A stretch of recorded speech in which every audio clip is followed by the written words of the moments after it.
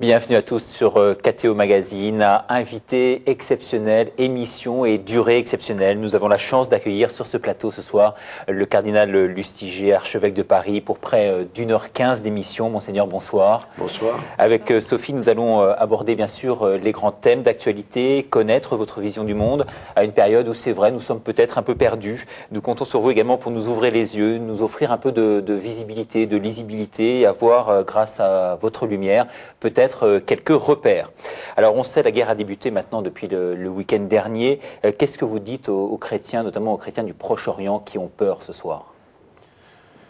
Ceux qui ont peur au Proche-Orient, ils avaient peur avant, ils auront peur après.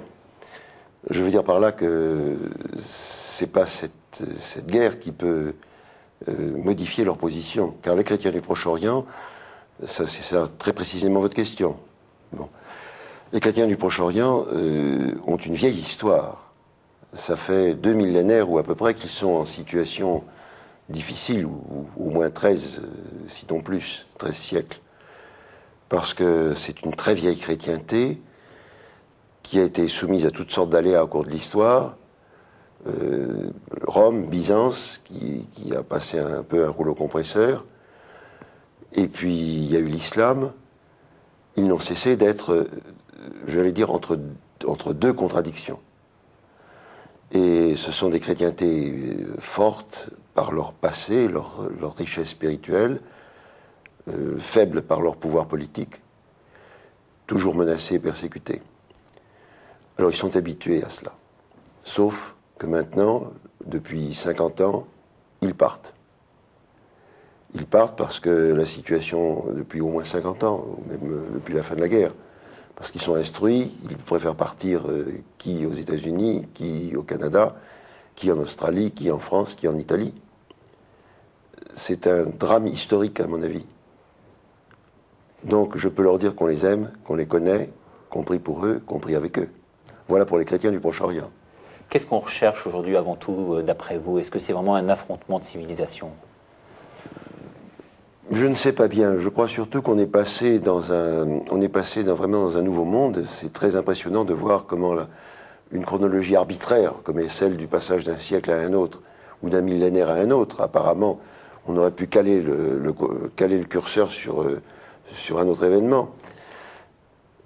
On a vraiment l'impression que c'est vraiment un nouveau temps de l'histoire qui est en train de s'ouvrir.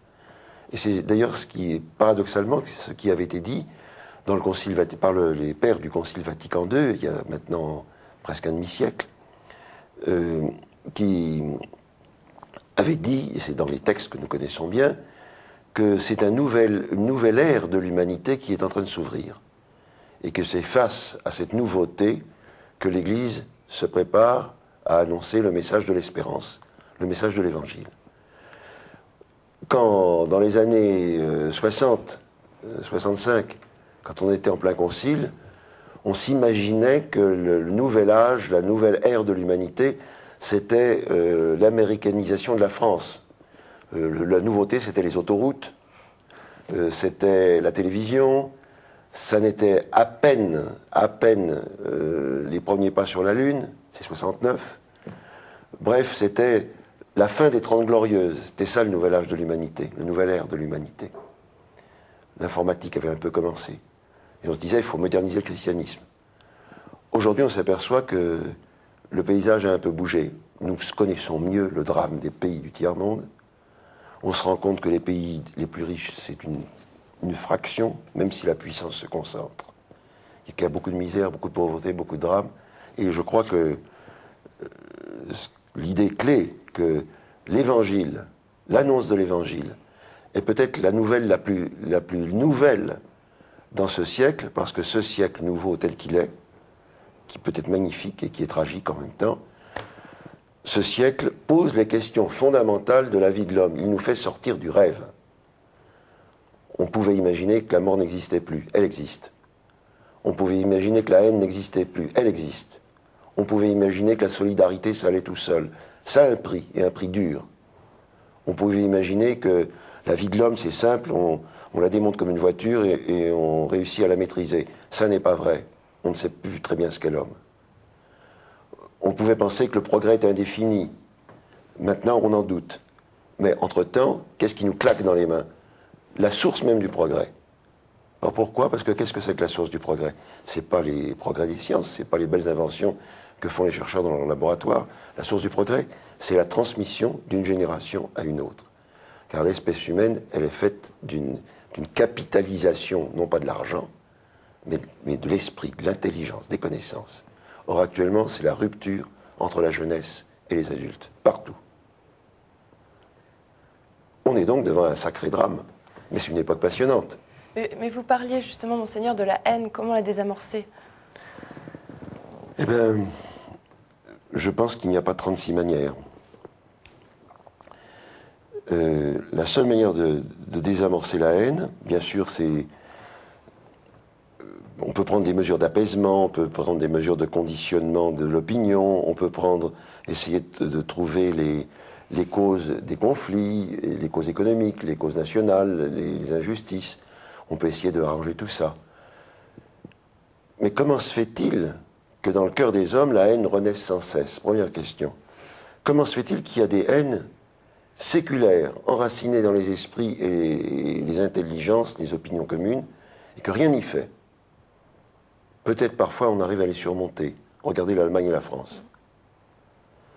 Mais la haine, c'est une force aveugle. Et la seule manière de l'arrêter, que je connaisse, c'est quand quelqu'un pardonne et ne répond pas à la haine par la haine. Et le propre de cette réponse, l'amour qui pardonne, l'amour qui accepte de souffrir plutôt que de faire souffrir, ou de donner plutôt que de s'emparer, d'être les mains ouvertes plutôt que le poing fermé, je ne sais pas quelle image prendre. Mais la seule manière, la seule manière d'arrêter la haine, c'est cela. Mais l'amour a un pouvoir que la haine n'a pas. Car la haine est une sorte de gangrène qui peut s'abattre sur des foules entières. On voit comment une foule se transforme. Regardez ce qui s'est passé au Stade de France. Il a suffi d'un rien pour que ça éclate. Alors que les gens qui étaient là, au match de football, France-Algérie, alors que les gens qui étaient là, tous, sont braves gens et ne voulaient pas ça. Puis ça a failli sauter comme ça, pour un rien. C'est comme si nous étions, nous les hommes, quand nous sommes dans ces conditions, nous venons comme fous, nous perdons nos repères. L'amour, le pardon, ça peut être une personne. Alors on me dira, ça ne sert à rien, on peut l'écraser, on peut la tuer, on peut la mettre en prison. Alors charité, vous dites, c'est pardonner, mais peut-on tout pardonner aujourd'hui? Oui, mais le propre de l'amour, c'est que même quand il commence tout petit et caché, il se répand et il arrête le flot, si peu que ce soit. Il suffit d'un homme juste pour sauver une ville. Je vous ai interrompu votre question. Oui, non, c'est ça. Donc on se pose la question, où est le Dieu qui peut libérer l'homme véritablement aujourd'hui de ses pulsions mortifères? Il nous cherche. Hein, où est-il? Ouvre ton cœur, tu le trouveras. Et ouvre tes yeux, tu le verras. Et si tu l'appelles, il te répondra. La logique est aussi un peu différente dans le sens où on a parlé donc, dans les semaines qui viennent de passer des kamikazes, des terroristes, à l'inverse de ce qu'est un martyr qui, lui, donne sa vie pour en sauver d'autres. Oui, tout à fait. Parce que le mot martyr est un mot chrétien. Plus exactement, c'est un mot grec qui a été chargé d'une signification chrétienne très précise. Le martyr, c'est un témoin.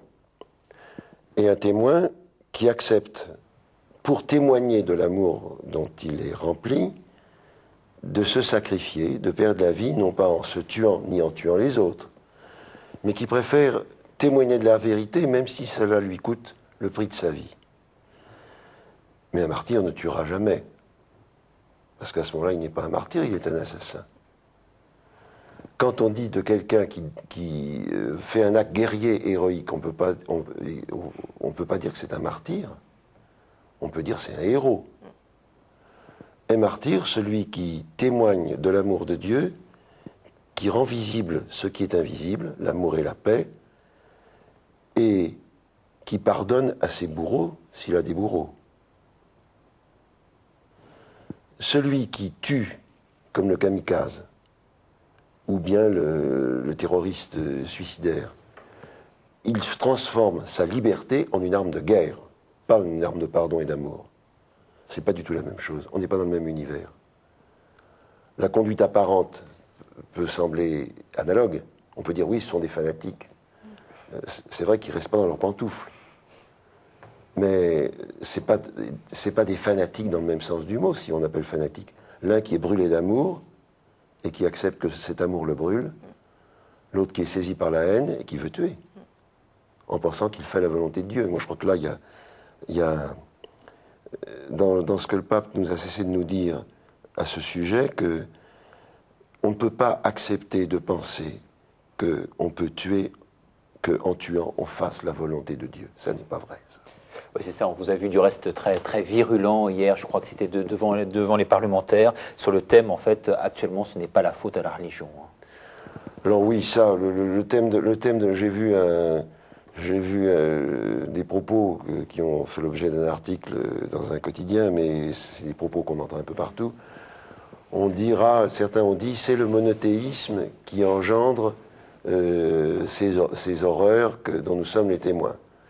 Aux fanatiques du Dieu transcendant, quel qu'il soit, le Dieu des chrétiens et le Dieu des musulmans, c'est autant de déraisons qu'il faut arrêter.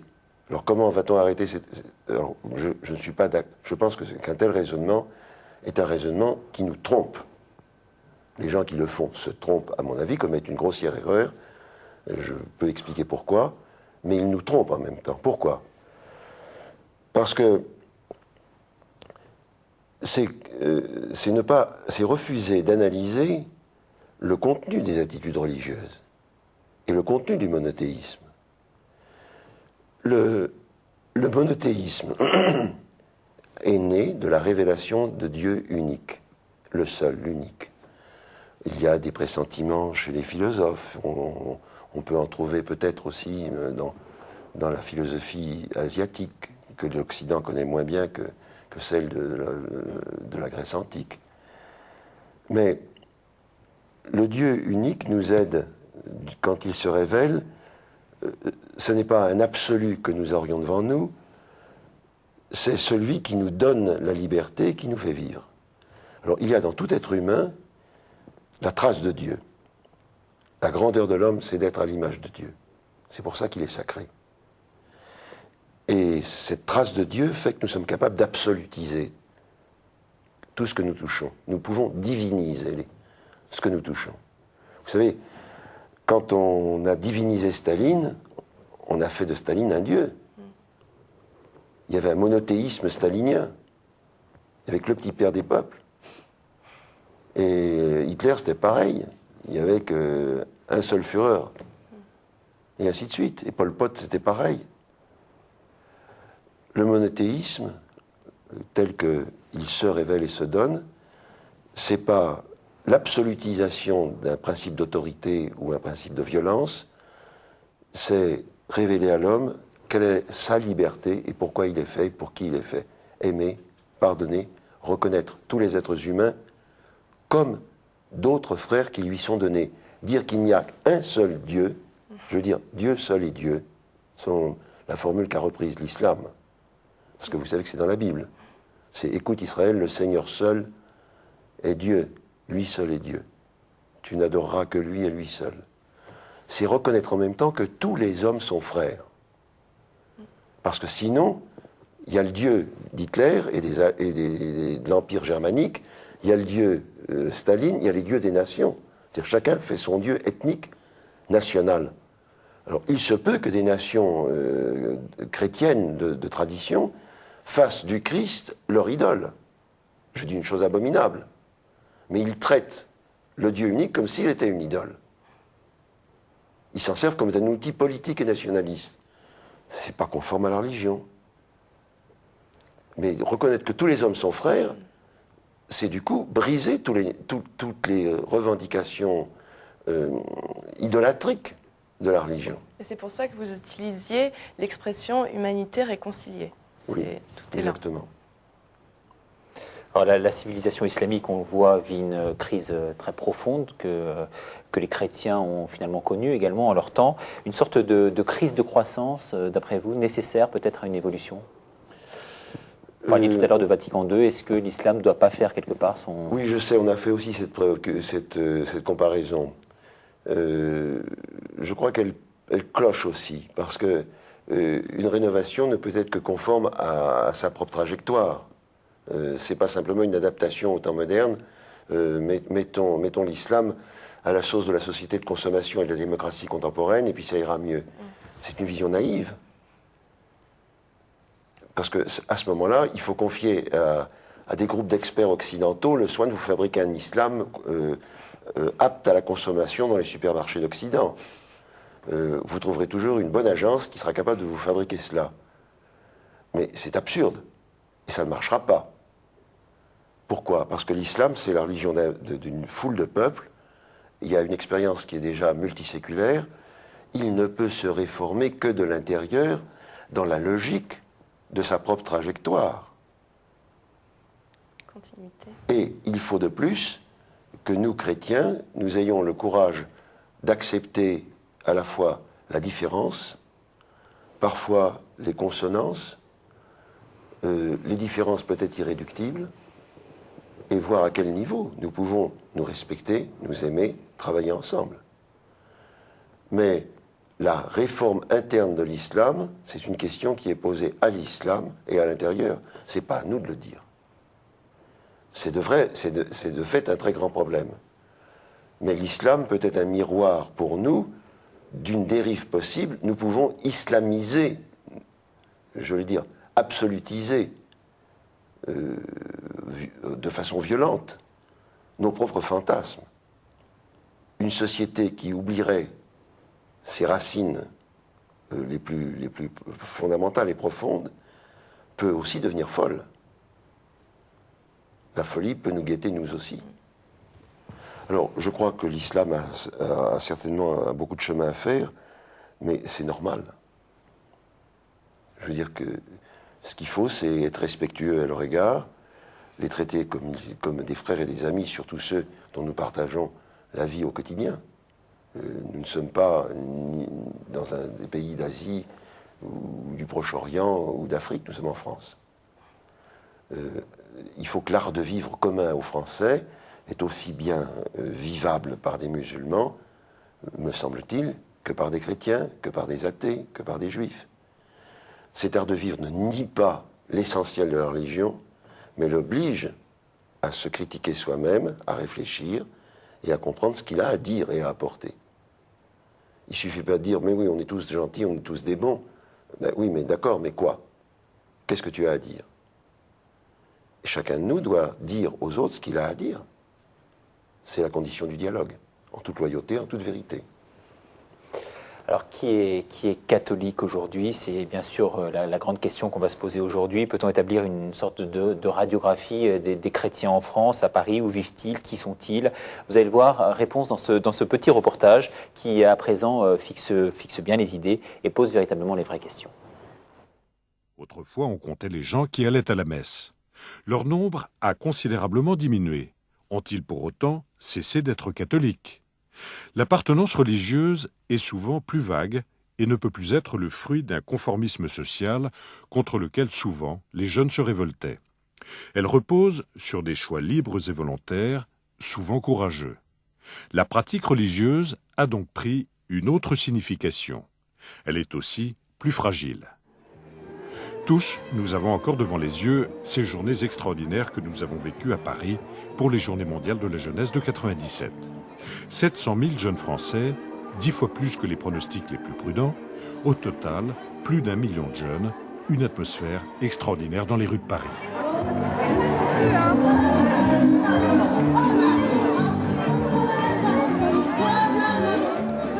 Mais qu'en est-il vraiment de la jeunesse aujourd'hui à Paris? Le Frat de Janville et de Lourdes se développe. Le pèlerinage de Chartres a pris une ampleur nouvelle depuis une dizaine d'années. Des rencontres, des rassemblements, des groupes de prière de jeunes, des messes d'étudiants se multiplient. L'effectif des aumôneries de l'enseignement public est relativement stable depuis 10 ans. Aujourd'hui, moins de 7% des collégiens et lycéens fréquentent une aumônerie de l'enseignement public. Si les effectifs du scoutisme se maintiennent, certains mouvements catholiques de jeunes sont largement en retrait par rapport à ce qu'ils étaient il y a 30 ans. Des jeunes suivent encore un itinéraire que l'on pourrait dire classique, notamment quand ils ont la grâce d'une famille qui les soutient. Mais très nombreux sont ceux qui arrivent à l'âge adulte, déjà marqués par des expériences douloureuses. 2 constats s'imposent. Parmi les jeunes, la grande majorité ignore désormais à peu près tout de la foi chrétienne. Beaucoup ont comme première expérience de chrétien celle de la solitude et du courage qu'il leur faut pour être fidèles à leur foi et pour oser rendre témoignage au Christ. Alors, d'où venait la foule des JMJ ? D'où vient la vitalité d'un certain nombre de groupes ? D'où viennent les conversions de beaucoup de jeunes à l'itinéraire souvent extrêmement difficile ? Sont-ils le résidu d'un effondrement ou sont-ils déjà une nouvelle moisson ? Monseigneur, famille éclatée, travail inconstant, certains politiques décrédibilisés. Où sont finalement aujourd'hui les vraies valeurs, sinon dans l'Église ? Je ne sais pas si elles sont ailleurs, mais je sais qu'elles devraient être, elles y sont. Ce à quoi nous assistons, je comparerais ça à... mettons, prenez une vieille maison, avec des habitudes bien assises. Il y avait le fauteuil où était déjà la grand-mère et même l'arrière-grand-mère, les photos rangées, le linge, les armoires, tout ça. À peu près en ordre et pas en trop mauvais état. Imaginez qu'une bande de jeunes, ou n'importe qui, déménage tout, bouleverse tout. Du coup, on ne retrouve plus rien. Et beaucoup de choses disparaissent. Il y a eu du pillage. On ne sait plus où on en est. Voilà à peu près la comparaison que je prendrais pour décrire la société dans laquelle nous sommes. C'est une société qui est en remue-ménage fondamental parce qu'elle bouge, elle se transforme, elle est en train de déménager. Et du coup, ne pensons pas que ça date d'hier ou d'avant-hier. Hein. Ça s'est commencé depuis bien longtemps, depuis au moins le début du siècle et même avant.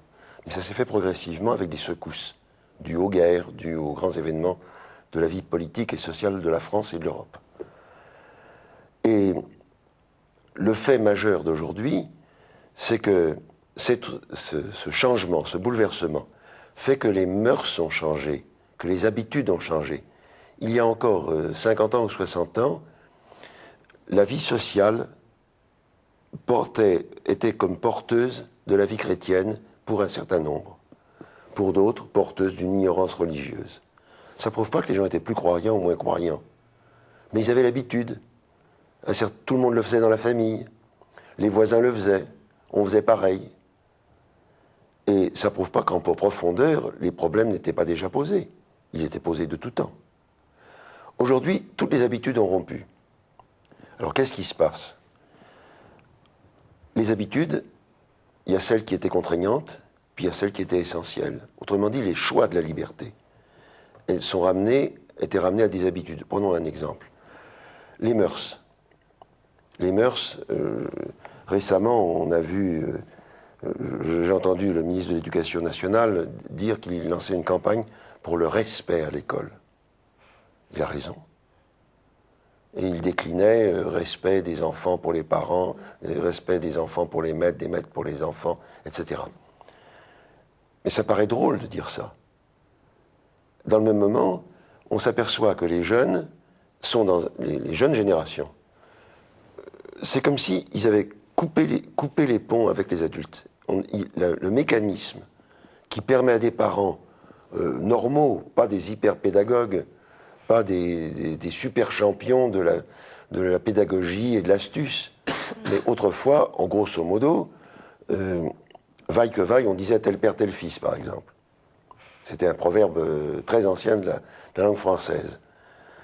Parce qu'il y avait une certaine habitude qui se transmettait. L'éducation se faisait par une sorte de transmission où il n'était pas nécessaire d'apprendre aux parents comment être parents pour devenir parents, ni d'apprendre aux enfants comment être enfant pour être un bon enfant, afin d'être un jour semblable à son papa et à sa maman. Ça se faisait tout seul. Comme les demoiselles apprenaient à coudre, ou apprenaient à faire la cuisine, et les messieurs apprenaient à faire attention au pli de leurs pantalons. Je dis des bêtises en ce moment. Mais tout ça est cassé. Et ce qui est beaucoup plus grave que ça, ce qui est cassé avec ça, c'est les repères moraux, l'éducation de la volonté, l'éducation de la personnalité. La jeunesse aujourd'hui est une jeunesse abandonnée. Je dis bien abandonnée. Elle est gavée, du moins là où les parents le peuvent, de biens matériels. Jamais la jeunesse n'a été aussi gâtée, entre guillemets, si on compare cette jeunesse aux grands-parents ou aux arrière-grands-parents. Mais jamais elle n'a été aussi seule et pauvre. Elle n'a rien. Ce sont des héritiers, mais ils n'ont pas d'héritage. Alors, ces jeunes, moi, je les trouve admirables. Parce que c'est vrai qu'on assiste à tout et au reste. On assiste à la drogue, on assiste au rêve party, on assiste à n'importe quoi. On assiste à un dérèglement même des mœurs complet, avec des drames personnels épouvantables, des victimes. Mais ils ne font pas ça parce qu'ils sont méchants, parce qu'ils sont immoraux. Ils font ça parce qu'ils n'ont pas reçu de quoi se tenir eux-mêmes. Ils n'ont peut-être même pas eu d'autorité contre laquelle se battre. Parce qu'on se forme quand on résiste. Alors, cependant, ils cherchent, ils sont avides. Parce qu'ils sentent bien que ça ne peut pas durer comme ça. Ils sont donc capables de l'enthousiasme le plus fou, mais en même temps, ils n'ont plus les moyens de se former et de relever le défi. Moi, je trouve que cette génération est en situation de danger et admirable à la fois.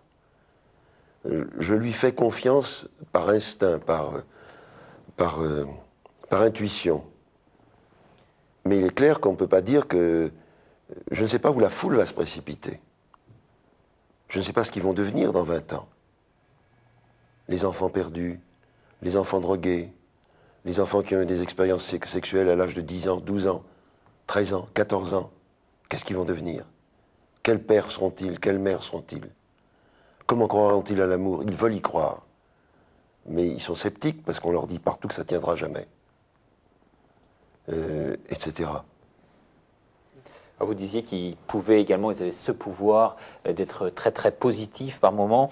On a vu que les JMJ véritablement avaient créé une sorte de sursaut assez inattendu, puisque près d'1 million de fidèles, 10 fois plus que les prévisions les plus optimistes. Alors comment faire en sorte précisément que, je dirais, ce soufflet des JMJ ne redescende pas? C'était pas un soufflet. Je sais bien, mais bon. Non, c'était pas un soufflet, parce qu'il faisait que révéler ce qu'il y a dans la génération présente. Il y a un grand désarroi, une grande honnêteté en même temps, un grand désir de vérité. Ils sont non pas disponibles à qui voudra bien les entendre, ils sont très libres, ils sont critiques, ils sont impatients. Mais ils sont ouverts, ils sont disponibles. On peut les tromper, oui, on peut parfois les tromper en leur présentant des fausses solutions. Ils peuvent foncer, ils deviennent sceptiques. Alors, ce qui s'est passé au JMJ, ça nous révélait l'état de cette jeunesse. Il n'y a pas eu que les JMJ à Paris, il y en a eu à Rome cette fois-ci, il y en aura à Toronto l'année prochaine, mais je crois qu'il faut prendre cette masse fluide, non pas comme quelqu'un qui essaierait de faire un contrôle de la jeunesse, en les encadrant et en les gardant dans ces réseaux, mais comme un diagnostic sur l'état d'une génération à laquelle il faut que nous apportions la réponse qu'ils sont en droit d'exiger de nous. Nous n'avons pas de système pour encadrer les jeunes. Ce n'est même pas ça qui est possible aujourd'hui. Il faut que les adultes apprennent à parler aux jeunes et les jeunes à reconnaître les adultes. Il faut qu'il y ait des hommes et des femmes qui soient suffisamment honnêtes et rigoureux pour qu'ils puissent leur faire confiance. Il faut qu'ils puissent apprendre à se construire eux-mêmes.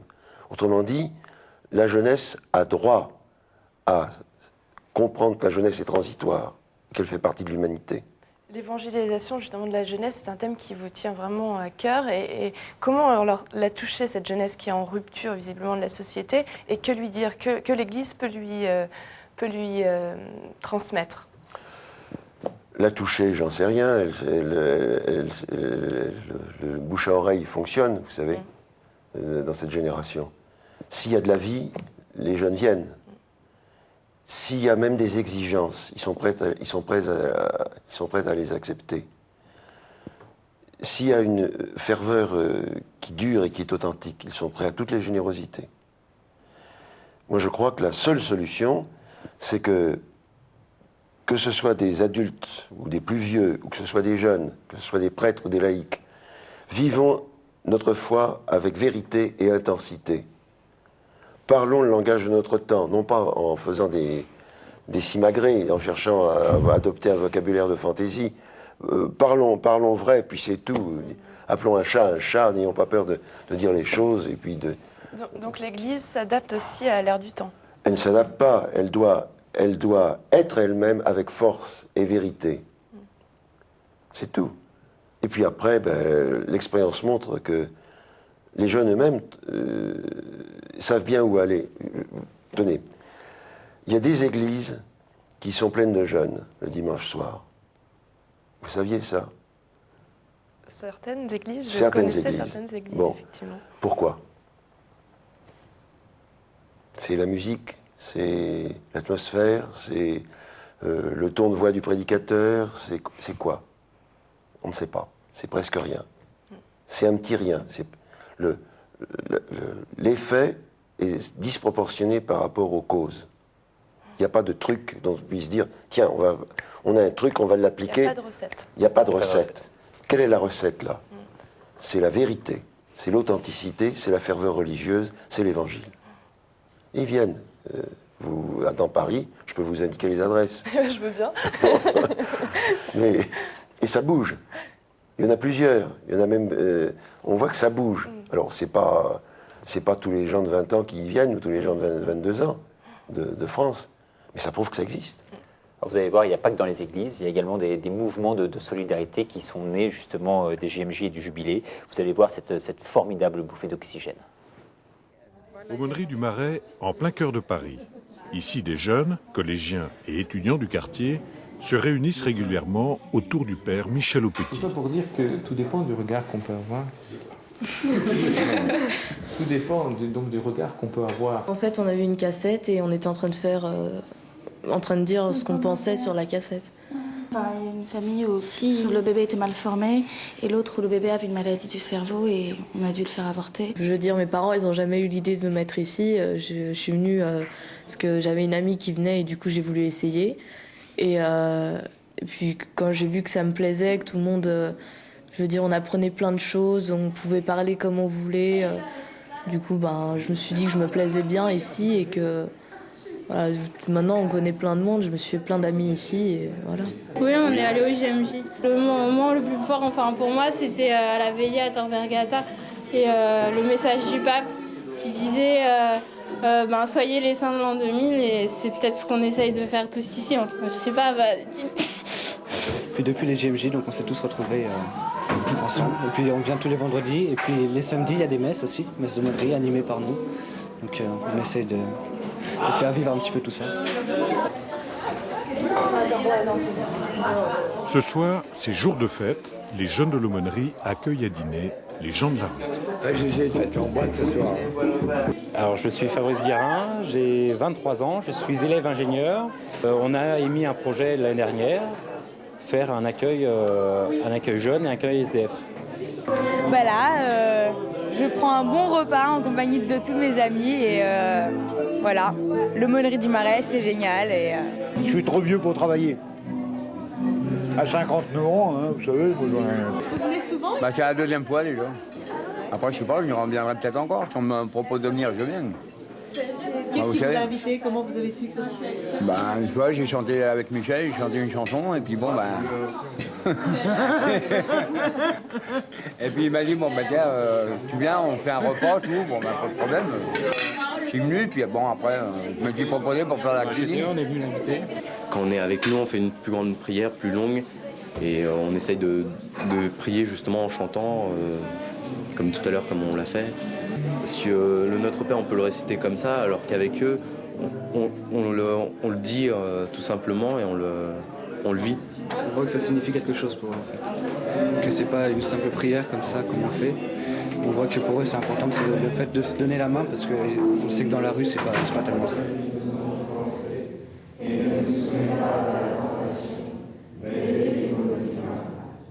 Non, moi ça me donne quelque chose dans la tête. Ça me donne un espoir envers Dieu. Moi je serais content.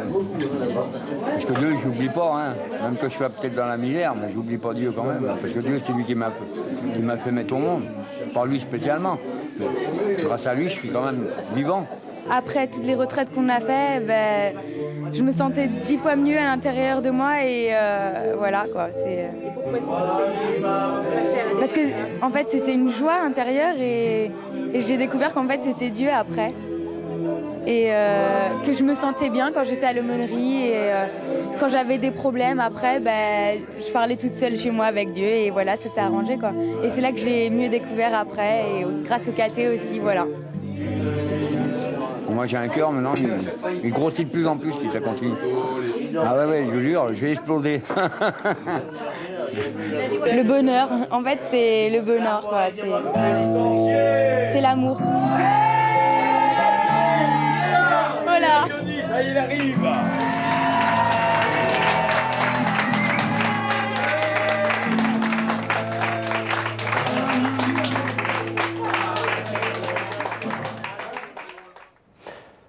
Ah, Monseigneur, il y a quand même matière à espérer, là. C'est formidable, vous savez. Surtout quand on pense que c'est le Marais, c'est pas les beaux quartiers. Et je trouve que c'est les deux personnages que ce court reportage, je connais bien cette aumônerie, mais tous ceux qui y étaient. Mais cet homme de la rue et les jeunes, vous voyez qu'ils peuvent parler ensemble. Et les deux que nous a montré ce petit reportage sont d'une justesse absolument extraordinaire. Ils disent vrai, l'adolescente et le clochard, je ne sais pas comment il faut dire,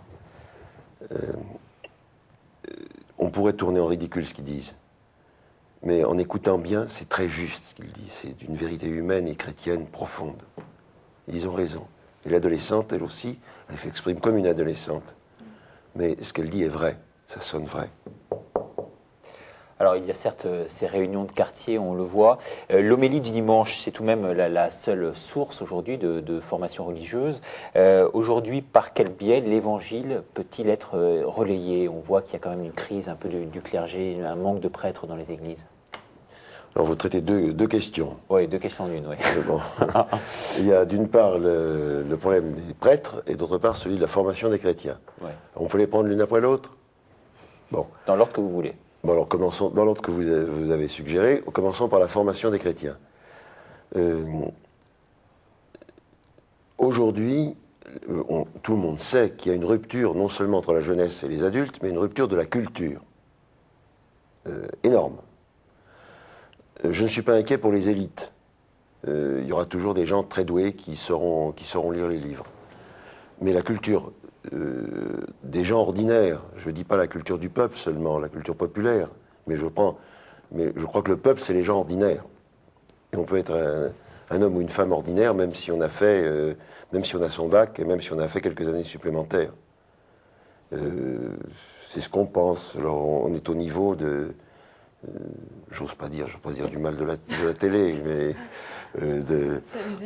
non, faut pas cracher. Si on fait ce métier, c'est qu'on a conscience de nos limites aussi. Il ne faut pas cracher dans la soupe. Mais c'est pas de la faute des journalistes, c'est le média en lui-même. C'est le média en lui-même, oui. Ce qu'il impose comme type de réaction, comme type de sensibilité.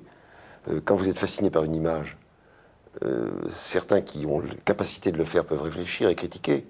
Les autres sont un peu hypnotisés, etc. Bon, n'ouvrons pas ce chapitre.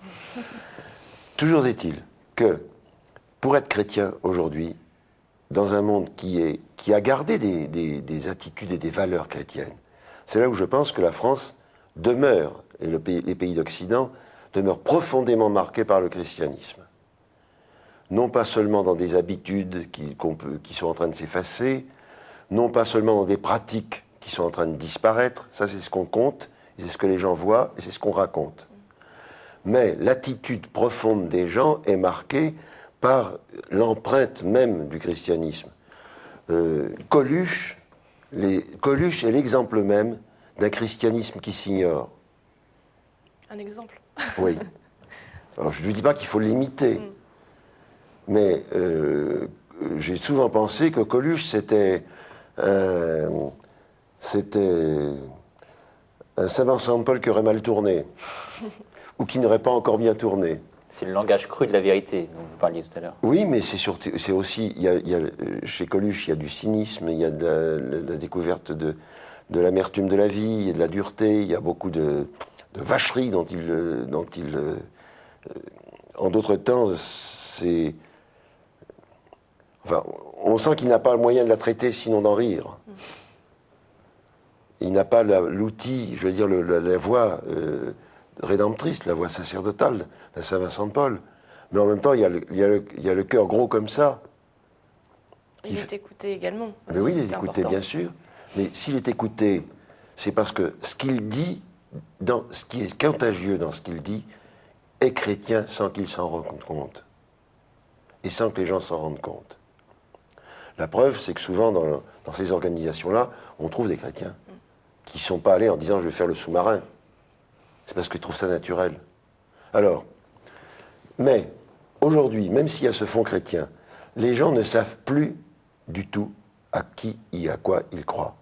Ils n'ont plus de référence. Pour être chrétien, il faut prendre l'évangile et littéralement, comme Dieu dit au prophète, mange le livre. Mange le livre, ça veut dire avaler du papier. Mais ça veut dire cette parole, il faut vraiment qu'il y ait la parole du Christ, il faut qu'elle devienne la nôtre. Et que le Christ, nous le connaissions. Sinon, nous ne serons pas capables de suivre le Christ. Donc, il faut former les chrétiens. Il n'y a plus de chrétiens par habitude, il n'y a plus de chrétiens sans le savoir, il n'y a plus de chrétiens anonymes. La prière ne suffit pas en elle-même. On a besoin de cette compréhension des textes, justement, pour nourrir cette foi. Mais comprendre les textes, ce n'est pas simplement une explication difficile, réservée pour des intellectuels ou des scolaires. C'est la parole de Dieu, c'est une parole qui nourrit. Je prends l'exemple de Sainte Thérèse de l'Enfant Jésus. Prenons ça. Vous avez une émission là-dessus, je crois. On connaît bien depuis l'émission de l'autre jour. Ouais. De l'autre jour, bon. Alors, elle n'avait pas accès à l'écriture, c'était la faiblesse de son temps. Mais parce qu'elle priait, elle la désirait et elle la comprenait. La prière nous fait désirer mieux connaître le Christ. Et nous avons besoin de nous former. Alors, moralité, il faut repenser toute la pratique de l'Église dans la manière dont elle permet à ses enfants, aux hommes et aux femmes qui adhèrent, qui participent au mystère du Christ, de découvrir ça. Comment vont-ils découvrir l'Évangile ? Alors justement, mais comment précisément remobiliser les fidèles s'il n'y a pas de prêtre ? Alors là, on arrive à la seconde question. Oui et non, parce que j'insiste là-dessus, l'apprentissage de la foi peut se faire en famille. Et c'est pas un prêtre qui va être sur votre dos pour vous dire, quand vous rentrez chez vous le soir, comme dans une étude surveillée, mon petit ami, tu vas ouvrir ton évangile à la page 392 et tu vas lire de la ligne 3 à la ligne 7. Si vous ne voulez pas le faire, vous ne le ferez jamais, voyons. Il faut donc motiver les gens qui sont... C'est une démarche personnelle et une démarche dans laquelle on peut s'entraider. Il y a des gens, j'étais récemment, vous l'avez diffusé je crois d'ailleurs à KTO, au congrès des équipes Notre-Dame. Eh bien, ces groupes de laïcs, mais il y en a beaucoup d'autres dans l'Église d'aujourd'hui, s'obligent les uns les autres, s'entraident à partager l'Écriture, à la lire, à se former. Alors je ne veux pas dire qu'il faut que tout le monde passe par ce modèle du mouvement très structuré et très organisé, mais on ne peut pas être chrétien si on n'est pas décidé à faire l'effort nécessaire pour comprendre ce que l'on croit et pour croire cette parole qui nous est donnée. Bon, premier point. Ça suppose une réforme formidable, ça. Autrement dit, ça suppose que beaucoup de chrétiens s'y mettent. Les prêtres, maintenant. On y va ? Allez-y. Bon, bien, écoutez, moi je crois que la crise actuelle, c'est la fin d'une histoire longue qui va du XVIIe siècle au milieu du XXe siècle. Oui, je dis bien, je parle pour la France. Si je vous parlais pour l'Afrique ou pour d'autres pays, ou pour la Pologne, je dirais autre chose. la Pologne, la Slovaquie, la Slovénie et beaucoup d'autres pays encore. Ou la Corée. Il y a eu, pendant 4 siècles, une civilisation chrétienne fervente qui s'est constituée, liée et homogène à la civilisation rurale. Et cette civilisation rurale était substantiellement la même que celle des 15 siècles qui vont précéder, ou des 20 siècles qui ont précédé. Et ça a donné des fruits d'humanité, de civilisation et de foi chrétienne admirables, parmi lesquels il y a eu des saints, des martyrs, des brigands, des traîtres, il y a eu tout, des pécheurs.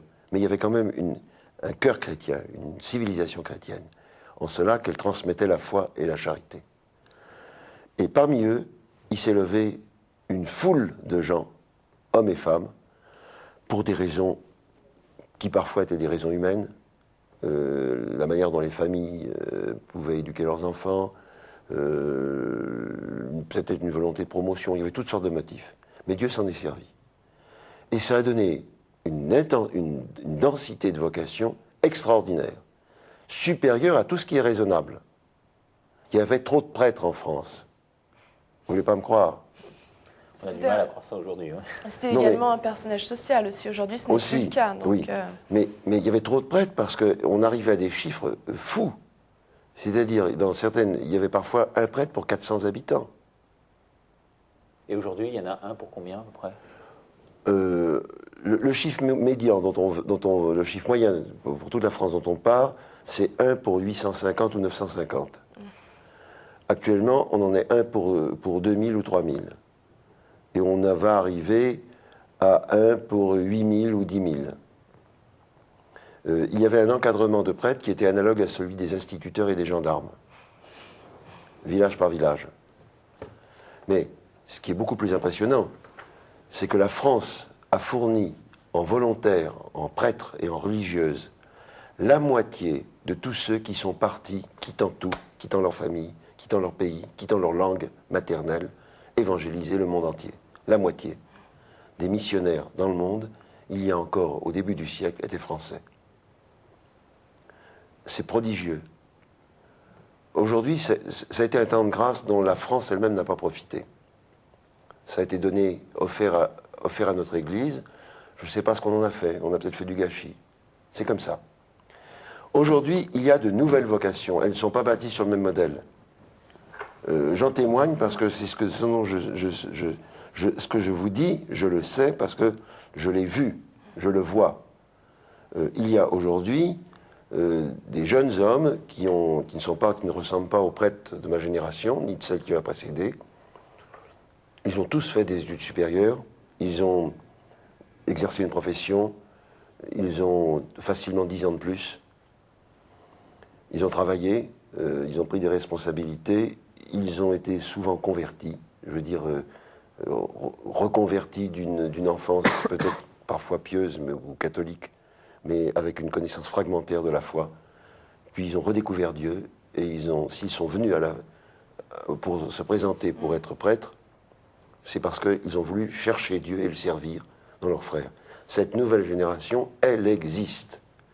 Elle sera moins nombreuse, elle devra réagir autrement pour un peuple de pratiquants peut-être moins nombreux, mais il faudra qu'ils soient les évangélisateurs de ce monde nouveau, et je pense qu'ils le feront. Ils sont déjà là. Oui, excusez-moi. Vous avez beaucoup d'admiration pour ces prêtres, justement, de cette génération-là. Oui. Oui, vraiment. Parce que on ne peut pas les soupçonner de ne pas connaître la vie. Tout ce qu'on raconte sur les curés, vous savez, et tout ce dont on nous accuse. Alors, sauf s'il dit 6 000 parmi eux, quelques gens qui, comme dans d'autres professions, sont psychiquement prisonniers de leur psychisme. Mais ça, c'est une autre affaire. Il y a des brebis galeuses un peu partout. Ce n'est pas des brebis galeuses, c'est des gens qui portent en eux peut-être des difficultés psychiques qui n'ont pas été clarifiées, ou des difficultés affectives qui ne sont pas venues à maturité suffisamment. Mais ceux que je connais, je parle vraiment de la... on ne peut pas dire qu'ils ne connaissent pas la vie. Ils la connaissent en tout cas autant que leurs contemporains, ni plus ni moins. On ne peut pas dire qu'ils viennent par intérêt financier. Ils vont vivre pauvrement, ils renoncent à l'argent et au métier. On ne peut pas dire qu'ils viennent par ambition. Ils savent qu'ils vont devoir renoncer à leur liberté propre pour servir, et servir jusqu'au bout. On ne peut pas dire qu'ils viennent pour être réconfortés. Ils savent qu'ils seront seuls et qu'ils auront à témoigner du Christ. Et ils sont, comme je les annonce, avec leurs limites, leurs faiblesses, leur caractère. Il y a des gens merveilleux. Ce qui m'émeut et me réjouit, c'est quand je vois par exemple des jeunes hommes qui ont été techniciens, disons, de bons techniciens, même des gens tout à fait habiles dans leur métier, mais ils n'avaient pas l'habitude de lire, ni de réfléchir, autrement que comme le soir en se grattant la tête. Ou bien des gens qui ont fait des hautes études, même scientifiques, des grandes écoles, des très grandes écoles, ou des médecins. Bref, des gens qui ont plongé dans ce monde technique. On leur impose des études longues alors qu'ils sont déjà des hommes faits. Et on leur impose de découvrir un mode de raisonnement auquel ils n'étaient pas habitués. Apprendre l'histoire, apprendre les langues, apprendre surtout l'écriture, apprendre à réfléchir avec les chemins de la philosophie, apprendre à découvrir la logique de la foi. Et on trouve des êtres qui, enfin, se déploient parce que jusque-là, ils étouffaient dans leur univers technique ou commercial, ou juridique, ou scientifique. Il y a un prêtre l'autre jour qui parlait justement, en évoquant son passage au séminaire, de boulet qui en fait laissé sur le côté. C'est un peu ça, ce que vous dites. De ce qu'il y avait avant. Oui, de ce qu'il y avait avant. C'est comme si, brusquement, on a l'impression que c'est une fleur qui restait, qui n'arrivait pas à s'épanouir, ouais, qui brusquement s'épanouit. Et on trouve des gens étonnants. Enfin, moi, je voudrais vivre 30 ans de plus, plutôt que je demande au bon Dieu de vivre 30 ans de plus, c'est horrible. Mais, non, je dis des choses bêtises en ce moment.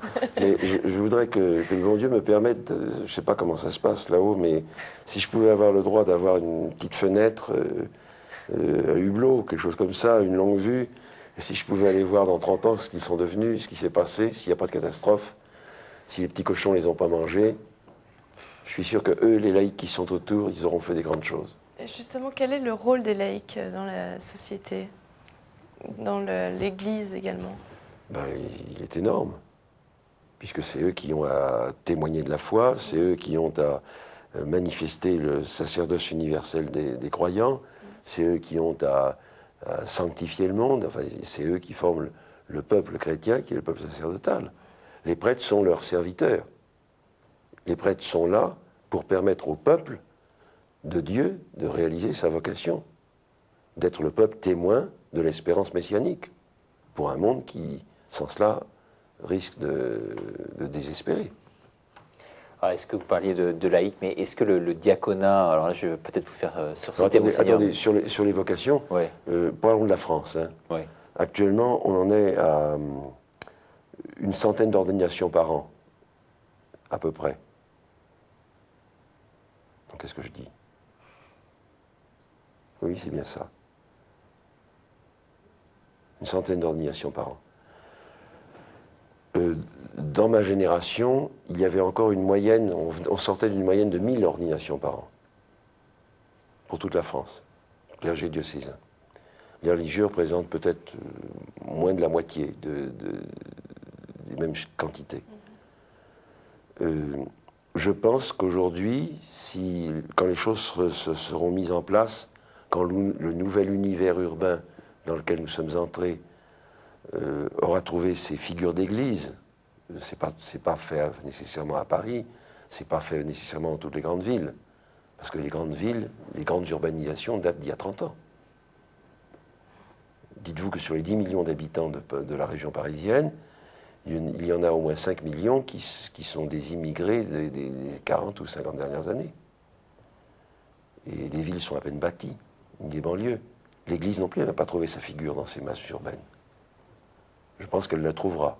C'est un déracinement formidable. Je crois qu'on arrivera non pas à 100 ordinations par an, mais à mon avis, il devrait y avoir 200 ordinations par an, ou 300. Peut-être pas 1000. Mais on n'est pas... ce que ce peuple de croyants fervents, à côté d'une masse indécise qui demande et qui ne sait pas, est capable de susciter en son sein, je l'estime comme ça, intuitivement, j'ai pas de baromètre ou de mesure scientifique de ce que j'avance. Mais je le sais parce que je le vois à l'œil nu sur un échantillon significatif qui est Paris. C'est quand même... c'est pas la ville la plus jeune de France. Hein. Alors on disait tout à l'heure, peut-être que le diaconat est une alternative à la prêtrise. Vous allez répondre à cette question après avoir vu précisément le reportage. Il y aura bientôt 10 fois moins de prêtres en France qu'il y en avait il y a 50 ans. À Paris, il y a une moyenne de 10 ordinations par an depuis 10 ans, mais le nombre des prêtres est loin de répondre aux besoins. Les séminaristes de Paris représentent 10% des séminaristes diocésains de France. Le profil des séminaristes a bien changé. Nettement plus âgés que naguère, ils ont souvent exercé une profession ou poursuivi de longues études. L'implantation des maisons du séminaire dans les paroisses de Paris rend plus nettement perceptible l'importance des vocations auprès de bien des fidèles. Mais que peut-on pronostiquer pour l'avenir? Quelle force spirituelle fait retentir l'appel de Dieu et lui permet d'être reçu?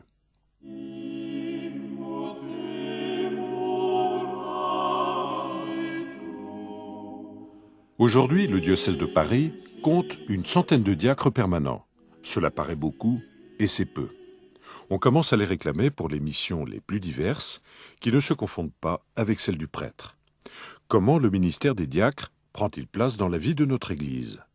Comment leur expérience humaine et professionnelle peut-elle enrichir leur ministère et leur témoignage? Qui prend en charge de transmettre l'appel de Dieu auprès de ceux qui pourraient remplir cette mission du diaconat?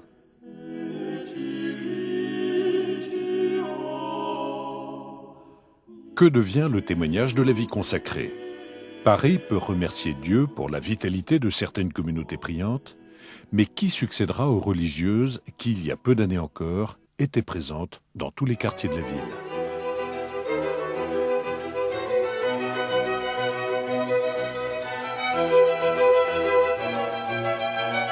La progression des baptêmes d'adultes paraît spectaculaire puisque l'on passe en 20 ans de 50 à 300 pour l'an 2001.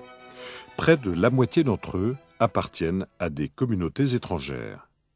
Le témoignage et le courage des catéchumènes et des néophytes, et aussi des adultes qui se préparent à la confirmation, est souvent bouleversant.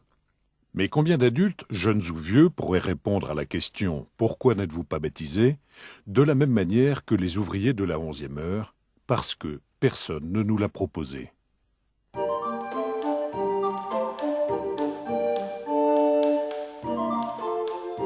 On considère en général que les enfants du primaire scolarisés dans les écoles catholiques sont catéchisés.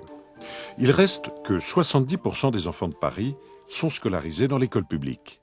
Bien qu'une majorité d'entre eux soient d'origine catholique, bien peu sont inscrits au catéchisme. Aujourd'hui, ces jeunes risquent de ne plus être catéchisés du tout. Qu'allons-nous faire? Comment pourrons-nous à nouveau sensibiliser les parents? Comment les aider à prendre une décision qui parfois leur demandera un peu de peine pour l'organisation de leur vie familiale?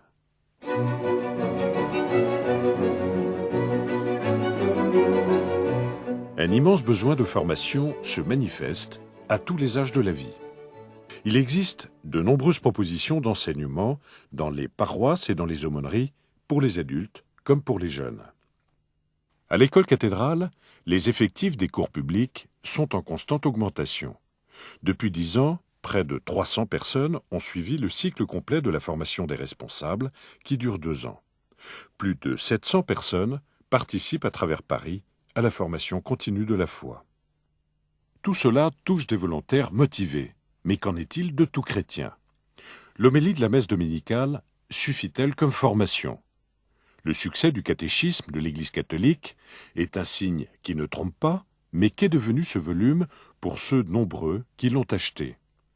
N'est-il pas vital pour l'avenir de rénover profondément la formation de l'ensemble des chrétiens pour qui les habitudes de l'enfance ne suffisent plus à assurer la connaissance élémentaire de leur foi et de ses conséquences pratiques?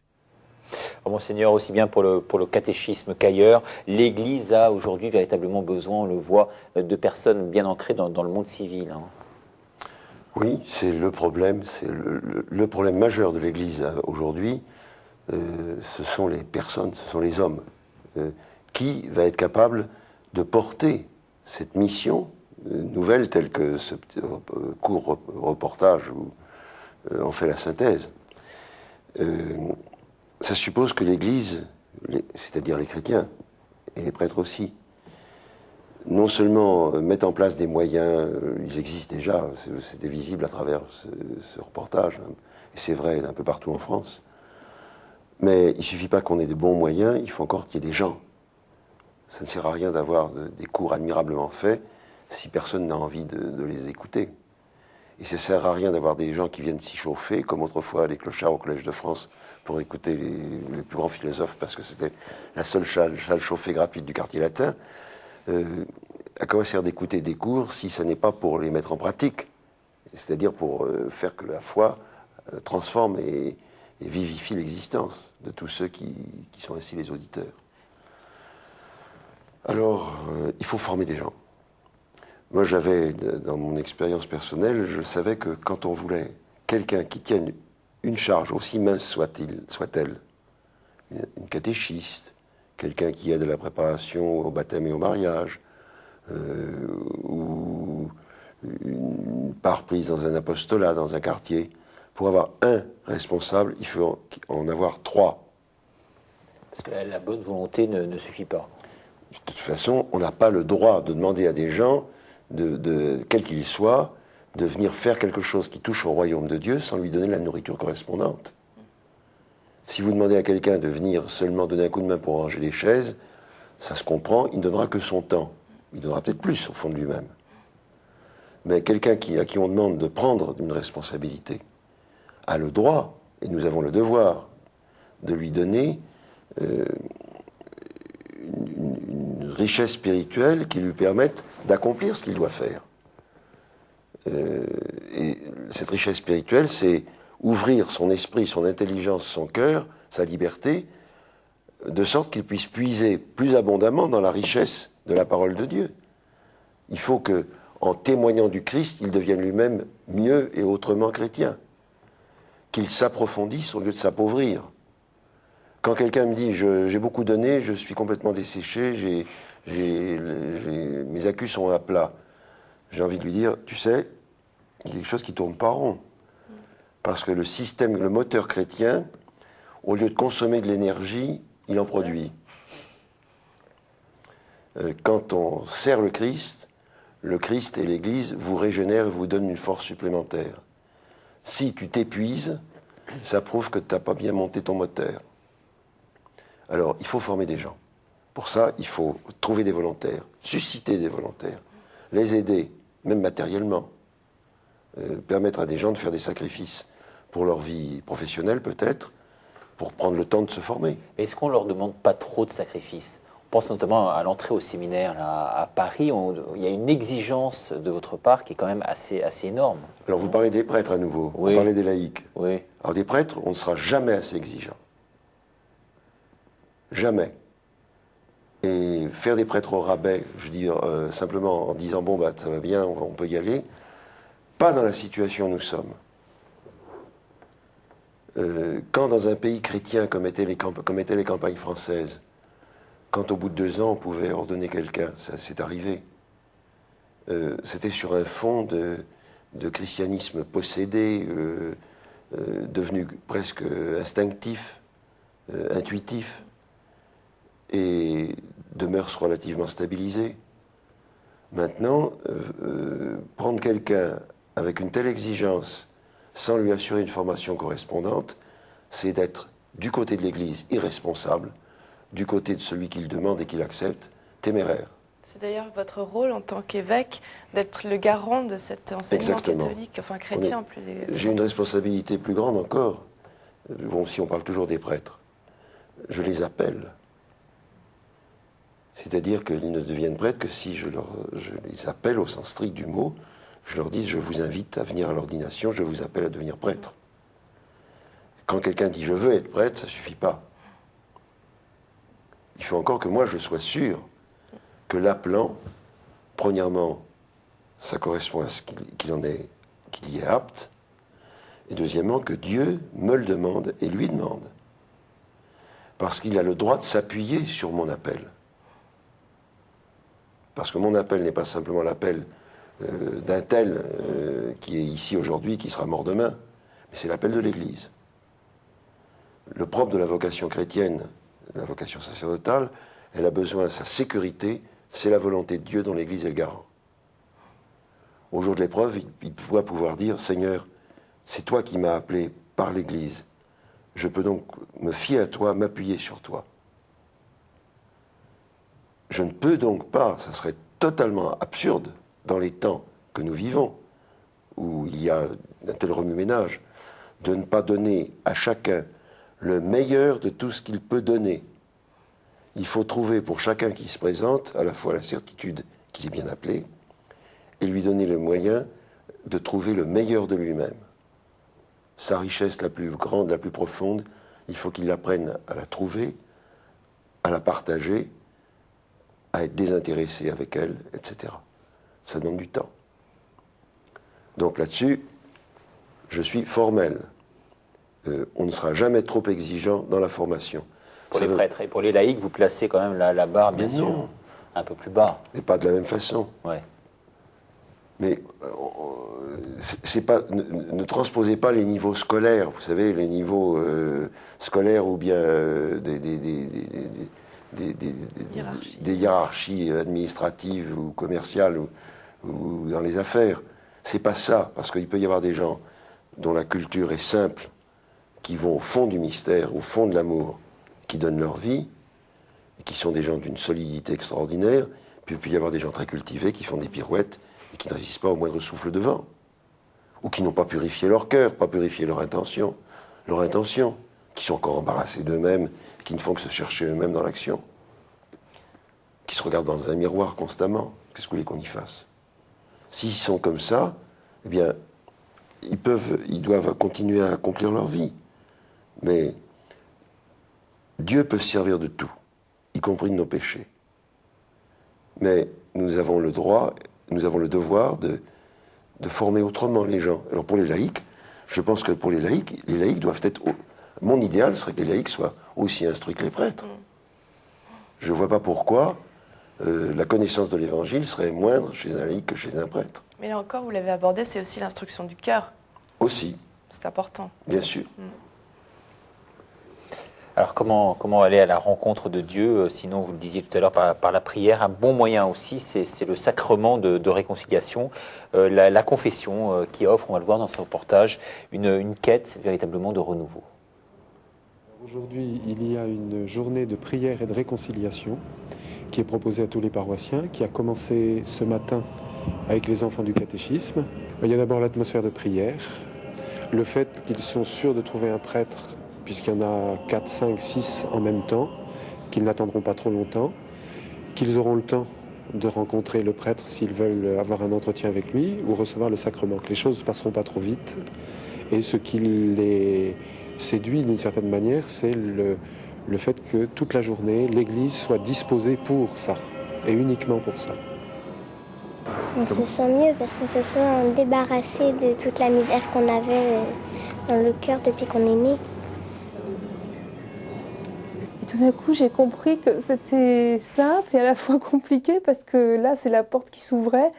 Et tout d'un coup, là, il y a eu toute la vie qui a redéfilé et ça, en fait, rien que le fait de dire bah, je veux, je commence, et ben là, on commence. Et puis alors après, c'est du tous les jours. Petit à petit, c'est une goutte après une autre, c'est un pas en avant. Et là, on fait l'expérience de descendre dans le détail de la vie et dans le détail des péchés, quoi. On commence à voir le péché.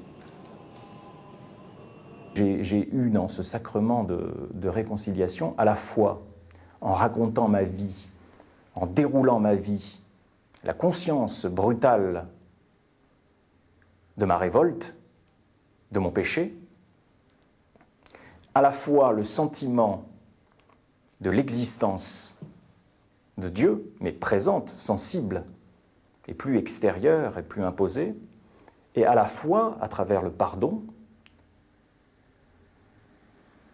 la conscience de l'amour de Dieu, de ce pardon, de cette réconciliation et aussi de cet amour qui était là depuis longtemps, depuis toujours. Les vannes se sont ouvertes, la connexion s'est faite, si j'ose dire. Quand on n'est plus dans l'accueil, quand notre cœur se ferme, et ben c'est là qu'il faut que moi je me dis ben là tiens il faut que je me confesse parce que j'accueille plus les autres. Et donc en fait quand on n'accueille pas les autres, on n'accueille pas le Christ tout court. Et après bon bah ça va vite, après on prie moins, et puis c'est la vie qui se ferme. C'est en fait aller se confesser, c'est une soif de vie. C'est parce qu'en fait on a envie de tout simplement d'aller vers les autres et vers le Christ, quoi. Enfin, de rencontrer Dieu, c'est vraiment une rencontre d'amour, quoi. On peut ne pas oublier, ou ne pas oublier ce qui nous a blessés, mais par contre, on peut avancer et on peut se libérer surtout. On peut être libre. Et quelqu'un qui avance, c'est la liberté, en fait. Cette liberté, c'est la liberté chrétienne, et on ne peut aimer que dans la liberté. Et ça, la liberté, le sacrement de réconciliation y est pour beaucoup. Parce que c'est libérer les péchés, c'est libérer les blessures, c'est donner une possibilité à soi-même, c'est se donner une possibilité d'avancer. Après, on change de vie parce qu'il y a un appel, et puis on se rend compte qu'il y a une personne qui est là, qui est la personne la plus importante de votre vie. Et donc on se dit, je l'ai oubliée, elle m'appelle. Donc on a envie de tout donner. Alors après, bon, évidemment, il y a encore du poids, il y a encore du péché, mais on a envie de tout donner. Oui. Donc on change de vie progressivement. On change de vie, on change intérieurement, on se transforme. On se laisse transformer. La vie, elle est vraiment pour tout le monde. Le bonheur, il est pour tout le monde. Il suffit de dire, oui, je le veux avec le Christ. Je dis, je veux le bonheur avec le Christ. Il faut y croire.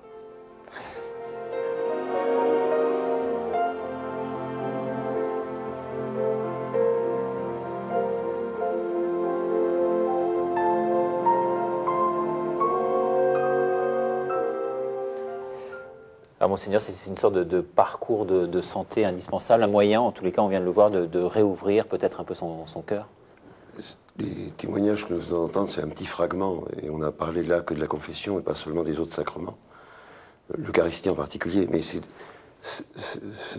cet homme et cette femme, ce sont des laïcs ordinaires, hein. C'est pas une fausse bonne sœur ou un faux curé.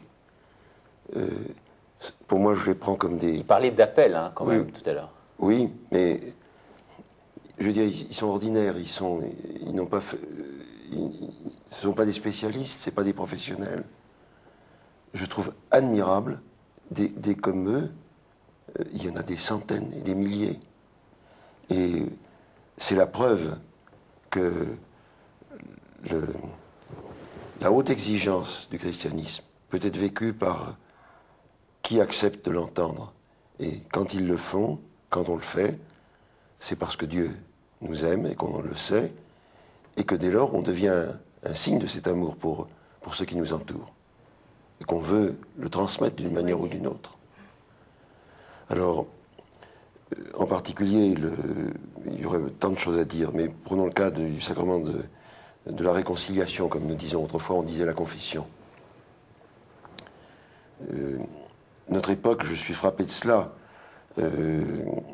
après avoir, il y a de ça un demi-siècle, dans les milieux chrétiens, rejeté ce que ça pouvait avoir de trop formaliste peut-être, ou de trop contraignant. Aujourd'hui, on voit des émissions célèbres de télévision faire Une sorte de confessionnal. Oui, le confessionnal, entre guillemets, mais une espèce d'exhibitionnisme de soi-même. On est seul face à la multitude, face au néant, finalement. C'est effrayant.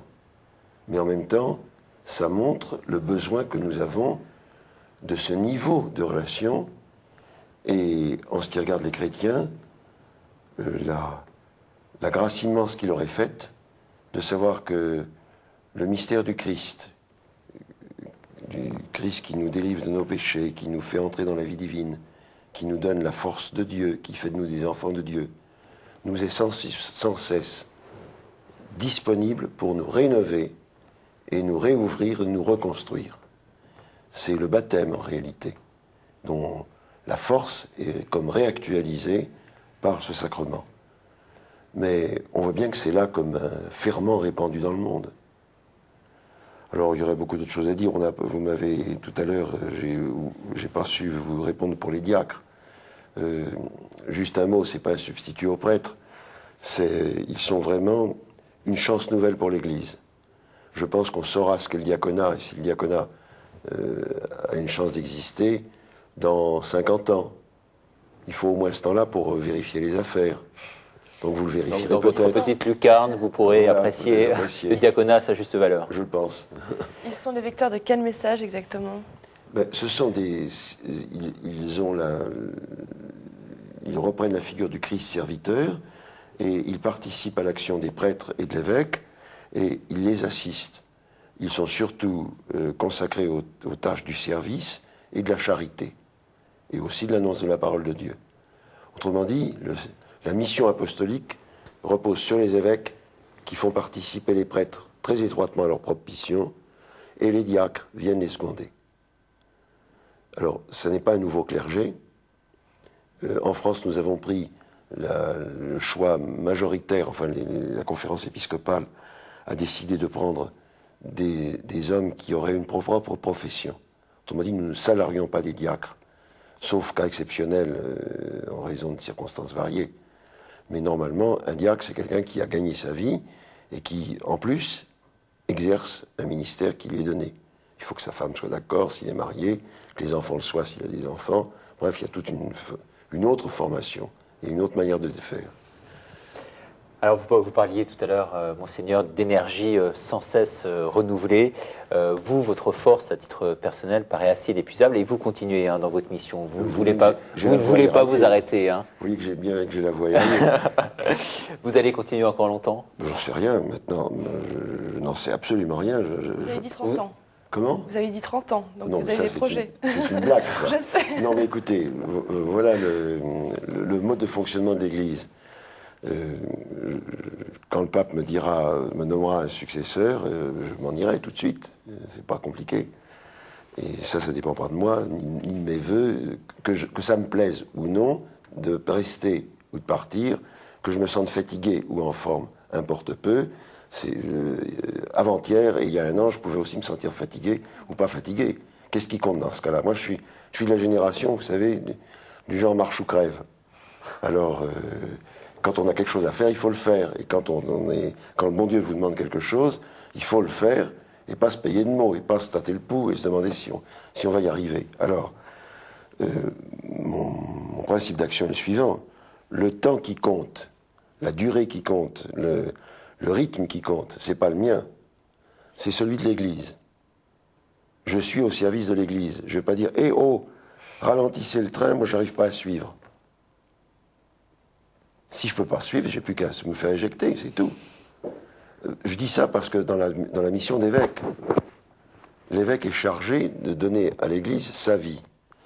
Alors si Dieu permet que, avec les faiblesses de l'âge ou les faiblesses du corps, quelqu'un remplisse bien ce rôle selon le jugement de Dieu, ben Dieu s'en sert. L'exemple du pape aujourd'hui est tout à fait bouleversant. Alors justement, le pape, vous êtes très très proche de lui. Vous devez apprécier aujourd'hui tous ces actes de contrition, de rapprochement qu'il multiplie au cours de Écoutez, il ce n'y a pas voyage. que les actes de contrition. Les actes de contrition, c'est pas lui en prend l'initiative peut-être, mais c'est pour inviter les hommes, tous les hommes, et pas les chrétiens dans leur domaine propre, mais les États. Le jour où les Allemands se sont réconciliés avec la France, c'était déjà la reconnaissance mutuelle des drames passés. Le jour où les Polonais et les Russes se sont réconciliés, c'était pas passer l'éponge sur des massacres et des persécutions qui ont duré des siècles, mais c'était peut-être se pardonner, reconnaître ce qui s'est passé pour les Arméniens, comme le pape l'a fait récemment lors de son voyage en Arménie. C'est reconnaître la vérité et guérir les plaies d'un peuple martyr, et ainsi de suite. La vérité nous rendra libres. Mais ce n'est pas ça l'essentiel de ce que fait le pape actuellement. S'il le fait, c'est pour que les hommes le fassent. Parce que notre vision chrétienne des choses peut agacer certains, mais on voit bien que faire la vérité, demander pardon, changer sa conduite, sinon il n'y aura pas d'humanité. Qu'est-ce que peut faire l'ONU si les gens ont envie de se bagarrer? Bon. Mais alors, là-dessus, ce que le pape fait actuellement est prodigieux. C'est un vieil homme, un corps humilié, l'âme est claire et on la voit, on l'aperçoit à travers ses paroles, même dans son regard qui semble enfoui par moments. Il fait actuellement ce que lui seul, en sa faiblesse, peut faire. Dans le temps que Dieu lui laisse, il lutte avec une espérance qui n'a jamais été entamée pour l'unité de l'Église. Il veut que les chrétiens séparés se réunissent. Il le demande à Dieu. Et tout ce qui dépend de l'homme qui a été appelé à être le successeur de Pierre, il le fait. On lui dirait, il faut que vous alliez à genoux à tel endroit, il irait. Non pas par platitude, non pas par idée fixe, mais parce que c'est l'amour du Christ qui le presse. Et il sait que le Seigneur l'a mis à la place de Pierre. Il est donc chargé de l'unité de l'Église.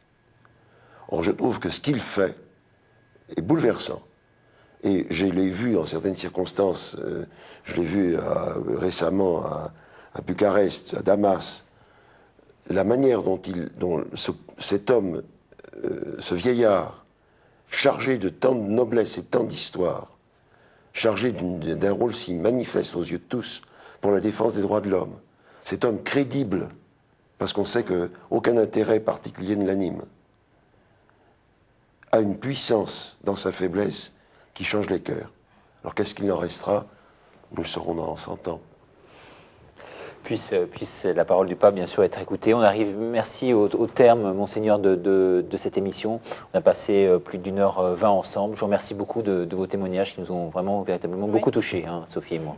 Merci. Merci, Monseigneur. Pour KTO Magazine, nous vous donnons rendez-vous demain à 18h pour aborder la difficile question des guerres de religion, avec la présence de spécialistes, parmi eux André Chouraki et également Bruno Frappa, directeur de la rédaction du journal La Croix. Bonne soirée, à demain.